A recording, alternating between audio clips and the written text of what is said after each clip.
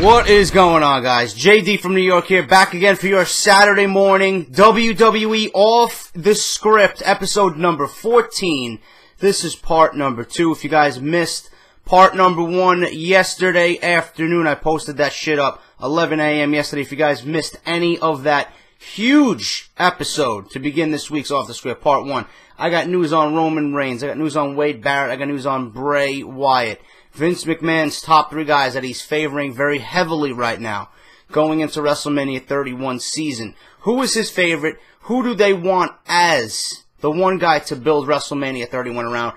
Go check that out. Huge news on all 3 of those guys right now on Off The Script this week. Go check that out. Link is down below in the description. You're going to see it right there. If you missed it, go check it out. Now, I got news this week, this Saturday, part 2, on Scott Hall. Now, Scott Hall is one of my favorite WWE superstars of all time. You know, if you grew up in the generation that I grew up in, obviously you know what I'm talking about. Razor Ramon, one of the best WWE characters you will ever find gracing a WWE ring.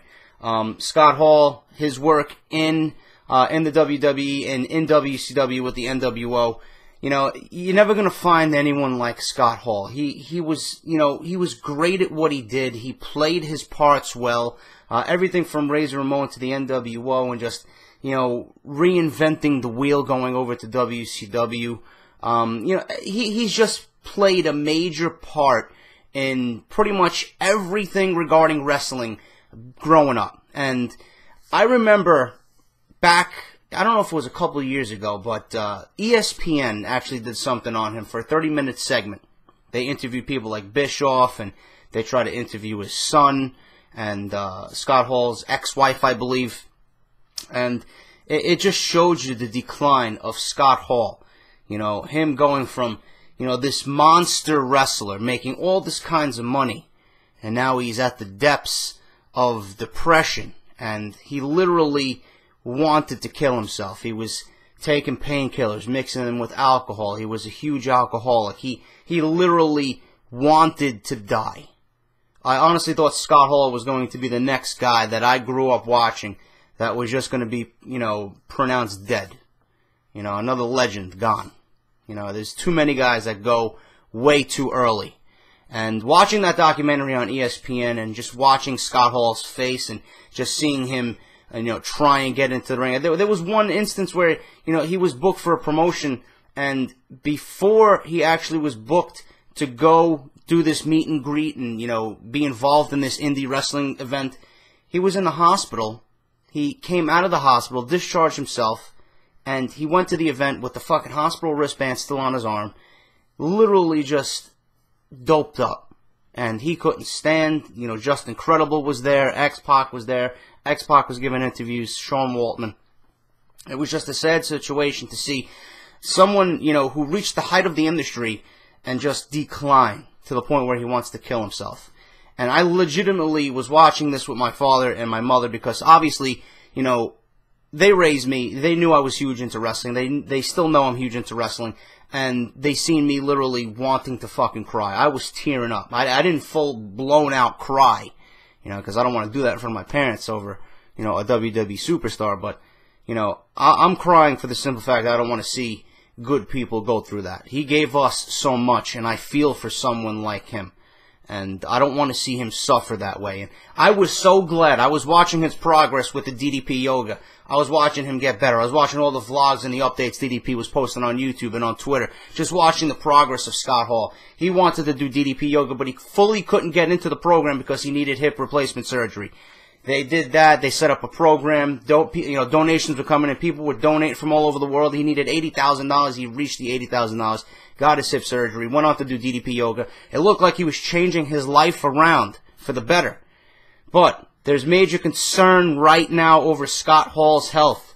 Scott Hall was scheduled for another appearance in California this past week with his son Cody, but Scott sent a text message to promoter Kirk White and said he was in a dark place and that he refused to get out of bed and would not be appearing.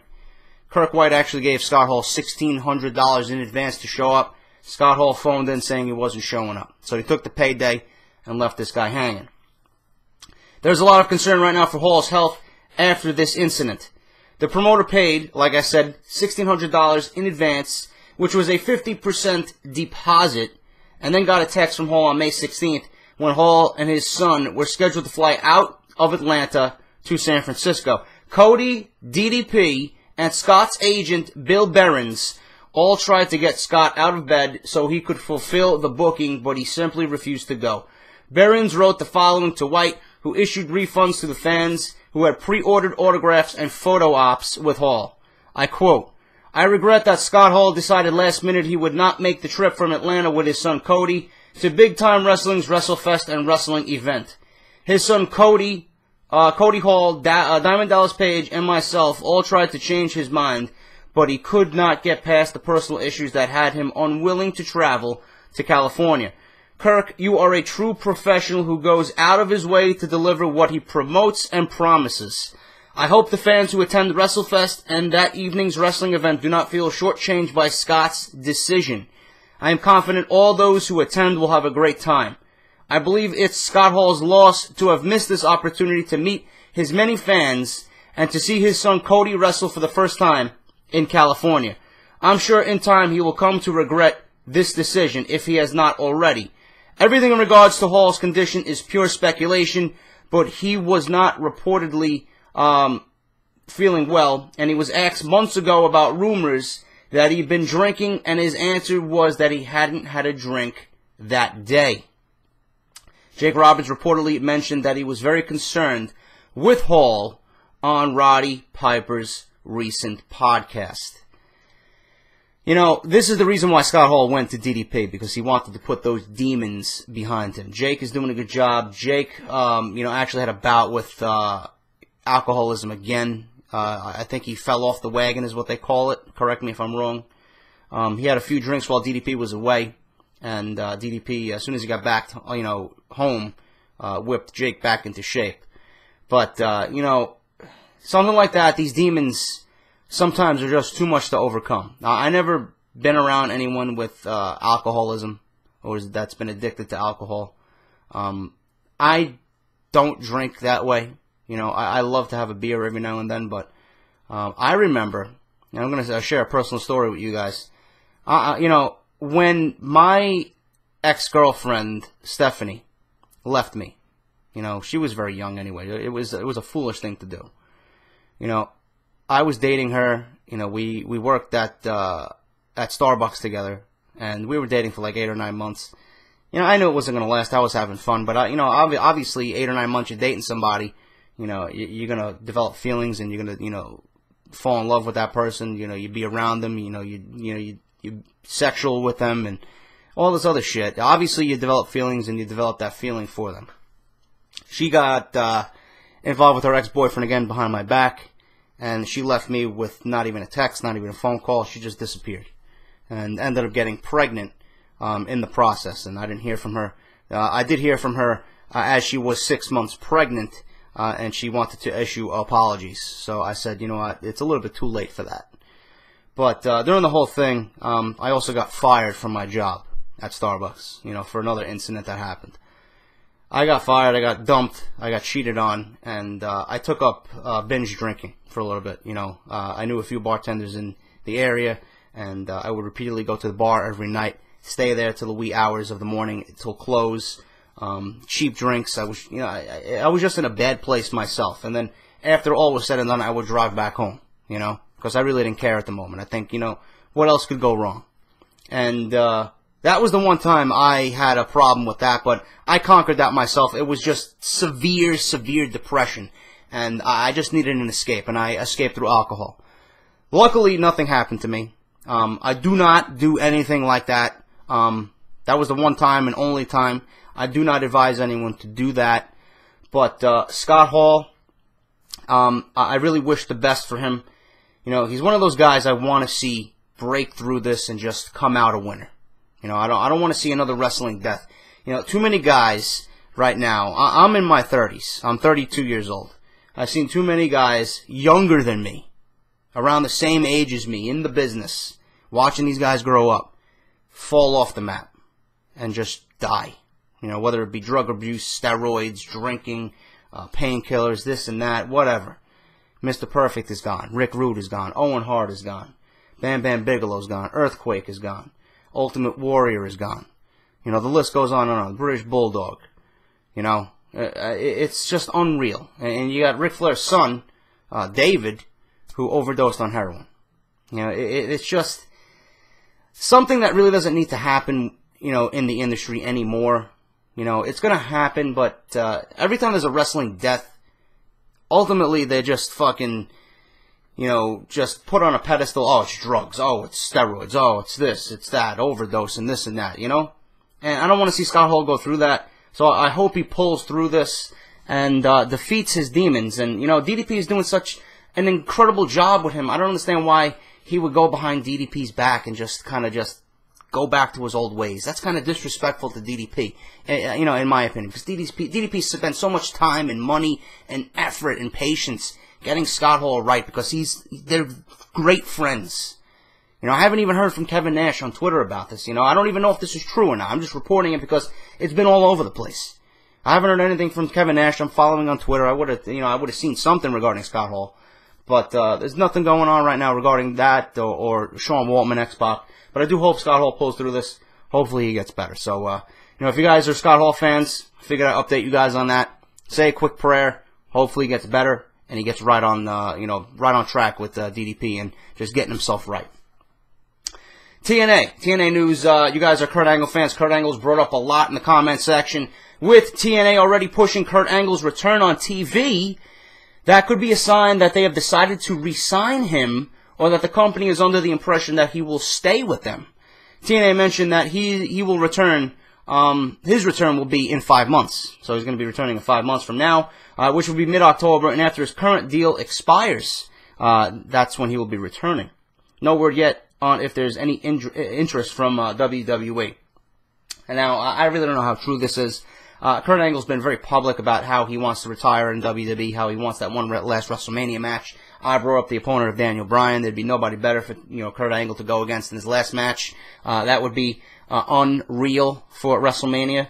But you know, I think Kurt Angle is pretty much done. There's nothing more for Angle to do in TNA. He's gonna, at this point, you know, take the money, take that really, really limited schedule, come back for the Hall of Fame, come back for WrestleMania, one more match, retire, and then probably be an agent or a trainer in NXT. Can you imagine being trained by Kurt Angle in NXT? The amount of knowledge that this man has, you know, that he can give to the younger guys. That's what I see Kurt Angle doing. I do not see him coming back to TNA. If he does come back to TNA and these reports are true, I would be incredibly shocked. I don't think TNA, you know, is the right place for Kurt Angle right now. I don't think there's any more to prove in TNA for Kurt Angle. I think this is the end of the road. You know, and as soon as Kurt Angle leaves, which I do expect him to do, that's just my gut feeling. If he does, he does. If he doesn't, he doesn't. That's just my opinion. If Kurt Angle does leave, I do expect Jeff Hardy in February. That's when his contract is up, guys. So you Jeff Hardy fans, JD is Jeff Hardy coming back to the WWE. His contract is up February 2015. There is interest from WWE from what I've been reading. There was interest back before he signed the new deal with TNA. So I do expect Hardy and Angle back in WWE at some point in 2015. With Natalya facing Charlotte for the vacant NXT Women's Championship on May 29th at NXT TakeOver, which is next week live on the WWE Network, 8 p.m. Next Thursday. WWE wanted to have Ric Flair and Bret Hart in their corners. Bret had an issue that made it impossible for him to attend the event, so it will just be Rick in Charlotte's corner. No word yet if they have considered using Natalya's father, Jim the Anvil, but his name wasn't mentioned in the report. We do know that Neidhart was recently with Natalya at a WWE taping in Greensboro, North Carolina, to work on an unknown project. For what it's worth, Bret has not signed a new Legends deal with the WWE. That would have been a nice sight to see. Bret in Natalya's corner, and then Ric Flair in Charlotte's corner, because obviously Bret and Ric Flair have some history there. But NXT has been very impressive. My new favorite in NXT right now is Tyler Breeze. He looks very, very similar to Dolph Ziggler. I'm even thinking that they're fucking related in some way, shape, or form, because they look eerily similar. But they're not. Tyler Breeze was trained by Lance Storm, and he's been unbelievable right now. I love the gimmick. A cocky, arrogant, fucking pretty boy who, you know, on the exterior doesn't look like much, but when he's in the fucking ring, this man can fucking turn it on faster than anybody. This guy's a great fucking talent. I can't wait till he's brought up to the WWE main roster. I was watching NXT last night. You got Big E versus Bo Dallas. Bo Dallas is done with NXT. He is going to be debuting tonight, which you guys will be seeing this on Saturday, but tonight's Friday. He'll be debuting on SmackDown. So I don't know how well that went. I may have to tune in to see that, to see how they portray Bo Dallas' gimmick on WWE TV. But NXT's been very impressive. Can't wait to watch NXT TakeOver. You got next week, you got Tyson Kidd versus Adrian Neville, and you got Sami Zayn versus Tyler Breeze for a #1 contender spot to fight the winner of Neville and Tyson Kidd for the NXT Championship. Going to be very impressive. So tune into that if you guys are interested and have the WWE Network. There was a lot of fear over the weekend with Vince McMahon, with WWE Business, and the conference call that took place on Monday morning. It said that Vince feels his management team, not including George Barrios, led him to believe that they would be getting more for their TV deals. There was some concern over major changes being handed down by Vince, but we haven't heard any departures as of yet. It was noted that if people, or if Vince isn't happy with people, things are going to happen fairly quickly, meaning giving people the axe and firing them. People within WWE were actually joking last Friday that maybe these financial troubles will mean that the WWE Network goes away quickly, but that is highly unlikely to happen at this point. However, there is still a feeling that the WWE Network isn't producing subscribers as quickly as Vince would want. One step at a time. I was watching Chair Shot Reality, and Josh Eisenberg and Justin LaBar. I think Josh actually threw it out there that Netflix took 6 or 7 years to finally develop some profit for themselves. WWE Network is going to be on that similar path. You know, they will have that 1.5 million subscribers that they want. They got to get it out to Canada. They got to get it out to the UK. If they developed over 700,000 in the States already, can you imagine how much more that's going to mean for Europe and Canada? Give it time. People want things done quick, but you got to have a little patience. That's all I'm saying here. WWE Network will succeed. It's too good not to. Vince lost $350 million. He'll gain that back eventually. WWE isn't going anywhere. Their stock is in trouble, but that's just over fear from the investors. That'll be brought back up. I don't see it going back to $30 per share. Right now it's at $11.30 or so, but I do see it, coming back up. But Vince has nothing to worry about. He will get those subscribers he's looking for as soon as the WWE rolls out overseas and in Canada. Not to worry. Speaking of the network, Netflix Netflix is increasing some of their prices by $1. Is worth watching. If you guys own Netflix, they increased it by $1 recently. It's worth watching in regards to the WWE Network. If WWE went with a $1 increase, it would bring in $7 million or more per year. $1 is not going to hurt anybody. I would gladly give WWE $1 if they want to charge me extra for the WWE Network. I'm enjoying it. I love Legends House. I watch NXT every Thursday. I tune into Main Event here or there. You got the pay-per-views plus the catalog. You got Monday Night Wars coming in the fall. You got all these documentaries they did for WrestleMania. It's worth $10.99 if they want to do the extra $1. While Netflix and Amazon have both raised prices recently, WWE and UFC kept their prices at $9.99 just because Netflix had already sent the value of streaming services with their low price point. Take my money. That's all I gotta say. If it's gonna make you more money and it's gonna make you happy, take the $1. It's not gonna break the bank. It's not gonna worry. It's not gonna worry anybody. Finally, guys, I noted last week that WWE 2K15 might be releasing right in time for WrestleMania 31 season. Those reports were actually false. Now, I don't know, everyone around the internet was reporting it, but Amazon is giving out feelers that WWE 2K15 is going to be out for the PS3, PS4, Xbox One, and Xbox 360 on October 28th, 2014. GameStop and EB Games in Canada have reportedly been telling customers that the date they have is also October 28th. Pre-orders are right now going on as of May 21st. There you got it, guys. Part 2 of WWE Off The Script. If you enjoyed this episode, this part on Off The Script, please leave your like on your way out the door. It greatly helps out this channel. I greatly appreciate it. I want to get my wrestling content out to more people, a wider audience. I am definitely thinking about taking this to the podcast route. Once a week, just talking about it, sitting here for a couple of hours. And, I love sitting behind this microphone and talking WWE with you guys.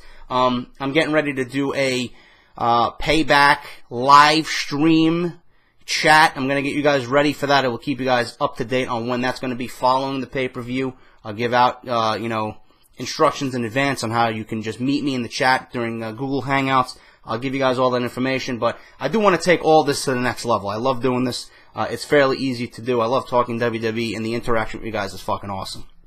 But if you guys enjoyed, like, favorite, share, comment, subscribe. I'll see you guys on Sunday morning with part 3. Ric Flair's return to the ring. Is he going to be back in the WWE ring wrestling? And what WWE has planned for his return.